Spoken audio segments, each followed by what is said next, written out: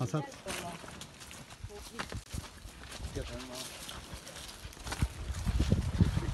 Dur onu sikelesin.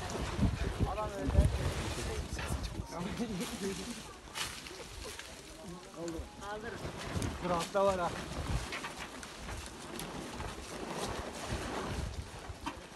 Çek. Balık nasıl konuşuyor? At başına at. Gördüğün gibi anlatmaya gerek yok. Evet bu çadırları sen nerede durdun? Köy getiriyor. Bir de yağlırsam al. Sen böyle gel. Balonu güzel bağla. Balonu güzel bağla. Bağla işte.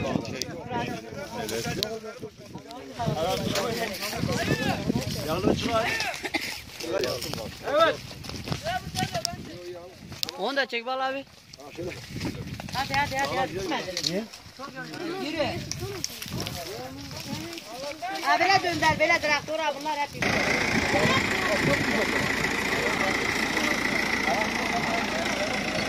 Oğuzhan. Gel bakayım Oğuzhan. Oğuzhan. Neyi istersin? Gel.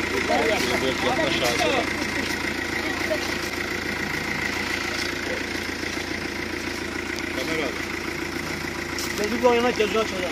Evet, Gaziantep Kargamış ilçesindeyiz. Antep fıstığı hasatı 2018 başladı. Şu anda baklava olarak kullandığımız boz iç dediğimiz Antep fıstığı hasatındayız. Kargamış'ın Gürçay köyündeyiz. Çiftçi işçilerimiz çalışıyor. Çiftçiler bu yılki fiyatlardan çok memnun değil. Çünkü neden? Geçen yıl Gaziantep'in fıstık fiyatı, iç fıstığın fiyatı 210 liraya kadar çıkmışken şu anda fiyatlar taban yaptı. Şu anda 11-12 liraya pazarda boz Antep fıstığı satılıyor. Gerçekten üreticiler fiyatlardan çok mağdur değil.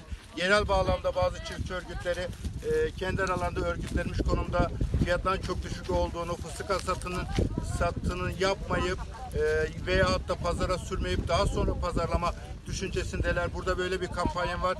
Bunun nedeni de şu: Gaziantep'te fıstık alıcı tüccarlar toplanmış bir arada. Hepsi belli bir fiyat alalım diye. İlk hasat başlarında 15-16 lira olan Antep fıstığı, boz Antep fıstığı fiyatı şu anda toptan 11-12 liraya kadar düşmüş durumda. Şu anda baklavada kullandığımız boz Antep fıstığı dediğimiz iç baklavalık iç şu fıstıktan yapılıyor. Bunu şu anda piyasada 12 lira yapılıyor. Düşünün, şu 1 kilo yaş boz Antep fıstığından aşağı yukarı 370 gram çıkar. 11 liraya aldığım bir fıstığı 370 gram iç çıkarsa, fıstığın 210 liraya kadar içinin fiyatının çıktığını düşünürsek, çiftçinin elinden ne kadar ucuza çıktığını herkes görecek. Bu yıl gerçekten Antep fıstığı var yılı dedik, rekolte yüksek dedik, 150-160 bin ton dedik ama bazı kesimler bunu çok yüksek açıkladı. Bu çok yüksek açıklanan rekolte fiyatlarında fıstık fiyatlarının düşmesinde etkili olduğunu söyleyebiliriz. Hatta fıstık alıcılar şu anda tüccarlar, çünkü bütün Gaziantep'te ihracata mal gönderen veya yerelde büyük çalışan baklava firmaları fıstıklarını şu anda alırlar, işlerler, depolarına kollar, kışın bu fıstığı kullanırlar.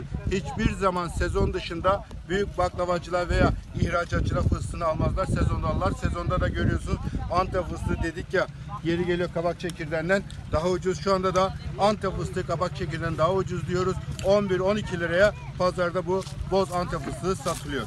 Çiftçilerin gerçekten piyasaya mal sürmek istemiyorlar ama var olan tarım kredi kooperatifinin olsun, ziraat bankalarının olsun borçlarını ödeyebilmek için bir an önce de bu Antep fıstığını ellerinden çıkarmak zorundalar, satmak zorundalar. Fakat bu fiyata da olunca gerçekten tarımsal girden çok fazla olduğu Antep fıstığında bu fiyat çiftçiyi kurtarmıyor.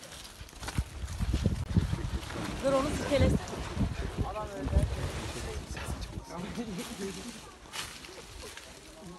Kaldırın. Dur altta var ha.